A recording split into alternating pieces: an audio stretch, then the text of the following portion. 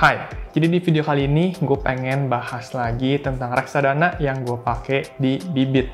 Jadi udah beberapa bulan gue nggak update sama sekali, karena emang ya nggak ada perubahan banyak sih. Cuma karena ini akhir tahun, jadinya gue pengen nge-recap lagi setahun terakhir apa yang udah gue lakuin di reksadana gue.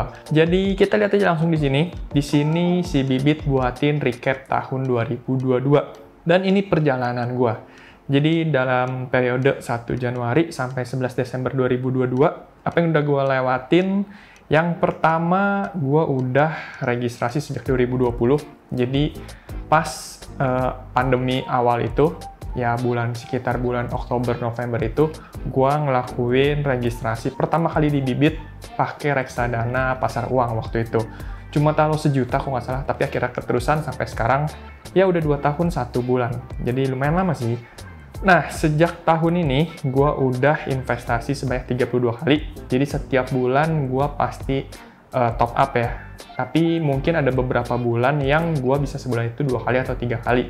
Karena ya mungkin gue lagi ada duit lebih, jadi gue taruhin aja. Atau waktu itu gue lagi nungguin waktu timing yang pas buat gue masukin lagi. Karena saham itu kan lagi naik turun ya kemarin. Jadi waktu pas lagi turun, gue isi lagi. Waktu pas lagi turun, gue isi lagi. Kayak gitu. Nah, kamu dinobatkan sebagai Lafri, si lama-lama financial freedom. Jadi tahun ini portofolio gue meningkat 94% ya. Jadi dibandingkan tahun lalunya lumayan gede juga. Gue juga lumayan kaget sih. Kayaknya gue nggak taruh semuanya di sini, tapi ya jadi lumayan banyak juga. Gue nggak sadar tahu-tahu segini aja laporannya. Kalau misalkan gue lihat dari grafik gue juga lumayan sih naik terus soalnya. Kayak gitu. Dan yang terakhir, oh ini belum yang terakhir. Produk yang paling sering gue beli adalah Indeks 30. Karena emang kayak tadi gue bilang, gue sering beberapa kali top up dalam sebulan karena lagi ngeliat harganya. Dan sekarang returnnya lagi minus 1,51%. Bahkan sekarang lebih sih. Cuma ini ya dari tanggal sampai 11 Desember ya.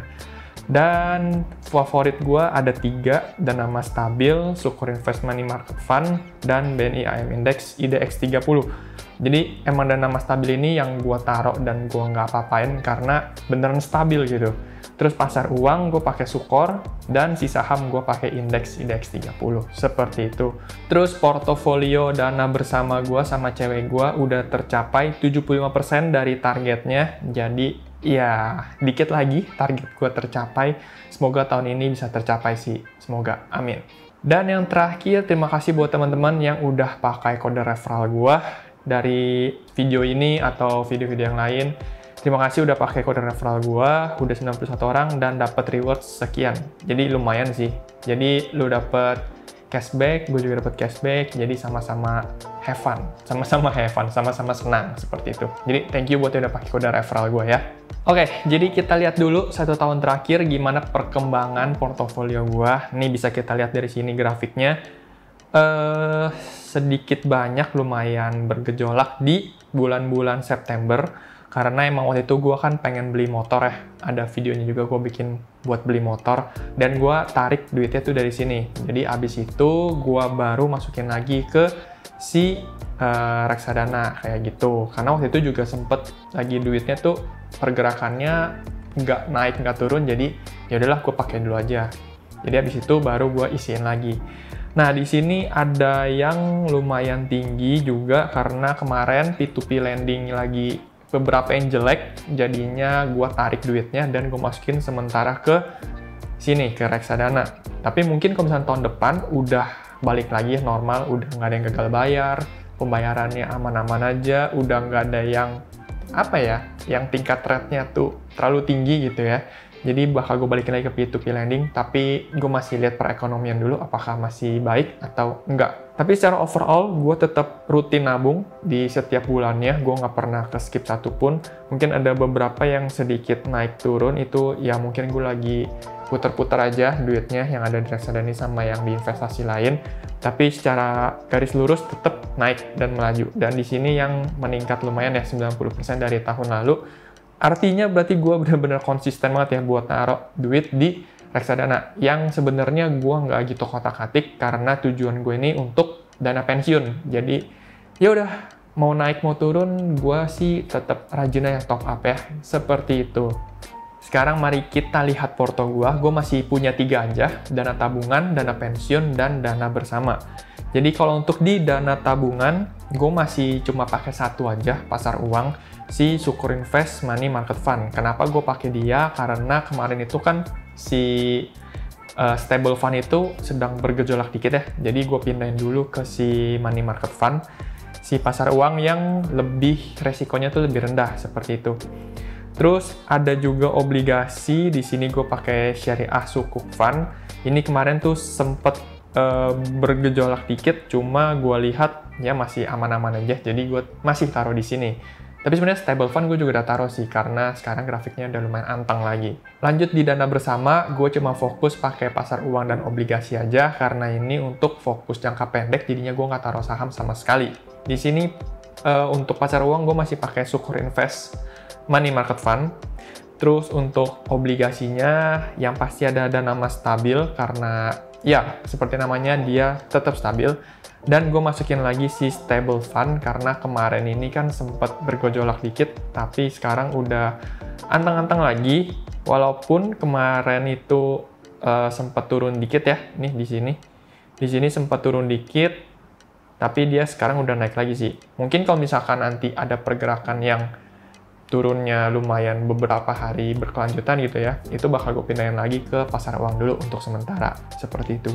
Dana mas stabil, nggak ada pergerakan sama sekali, tetap aja dia tetap naik terus. Dan yang terakhir gue masih pakai si Syariah Sukuk Fund, yang sekarang sih masih oke-oke juga sih, cuma gue nggak tahu ke depannya, karena grafiknya sih lumayan agak naik turun ya sekarang untuk si stable fund sama si Syariah Sukuk.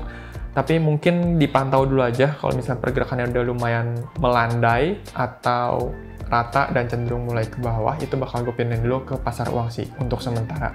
Dan sekarang jackpotnya adalah di dana pensiun, yaitu saham, karena sekarang ini lagi minus-minusnya.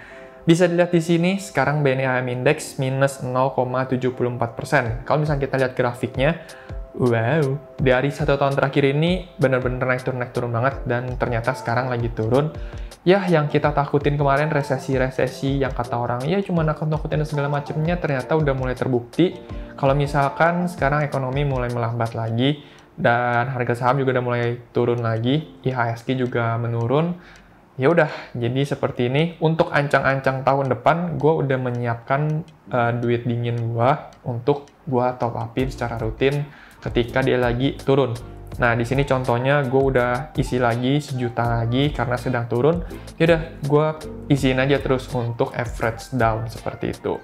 Si average ini masih plus 38. Kenapa? Karena dia ini gue top up waktu itu ketika harganya tuh lagi turun banget ya, waktu pas lagi pandemi. Dan setelah itu gue nggak top up sama sekali, jadinya dia masih beli tuh di harga rendah banget. Sekarang masih belum ke bawahnya, jadi masih aman. Tapi ya sebenarnya turun juga sih, cuma gue nggak beli si Afris lagi. Mungkin nanti gue cobain lagi untuk si Afris. Tapi sekarang si Afris ini untuk total AUM-nya, dia tuh masih belum sesignifikan si BNI IM Index ya. Karena si Afris ini baru 210 miliar, tapi kalau si BNI IM Index ini udah sampai 1,6 triliun. Nah, kalau misalkan dilihat dari sini, sekarang nih para investor nggak kayak harga lagi turun langsung dijual, tapi sekarang malah pada beli lagi. Jadi kan dari, nih kita lihat grafiknya, setahun terakhir ini harganya fluktuatif banget ya, ada yang naik, terus tapi sekarang lagi turun banget. Tapi kalau misalnya dilihat dari total AUM-nya, para investor ini malah meningkatkan nilai investasinya dari yang bulan awal tahun ini 1 triliun dan sekarang sampai 1,72 triliun. Jadi menurut gua udah lumayan oke sih untuk para investornya. Mereka waktu pas lagi turun, mereka malah beli lagi di average down kayak gitu.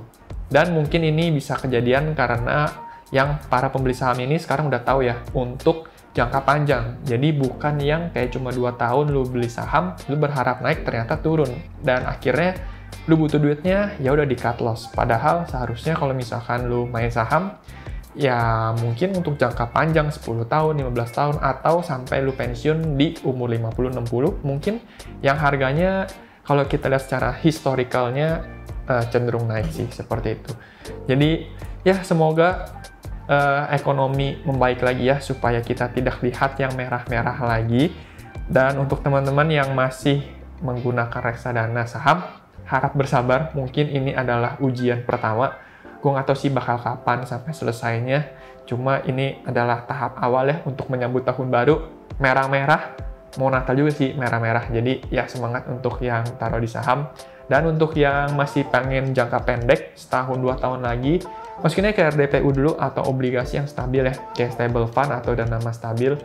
Ya tinggal dipilih-pilih aja, disesuaikan sama tujuannya masing-masing, seperti itu. Oke, mungkin segini aja buat video kali ini. Thank you buat nonton. Kalau misalkan lu mau nanya atau kasih komentar atau kasih kritik, boleh banget di kolom komentar bawah. Nanti gue bakal baca dan gue bakal balesin. Jadi sekian aja buat video kali ini. Thank you buat nonton. Sampai jumpa di video selanjutnya. Bye-bye!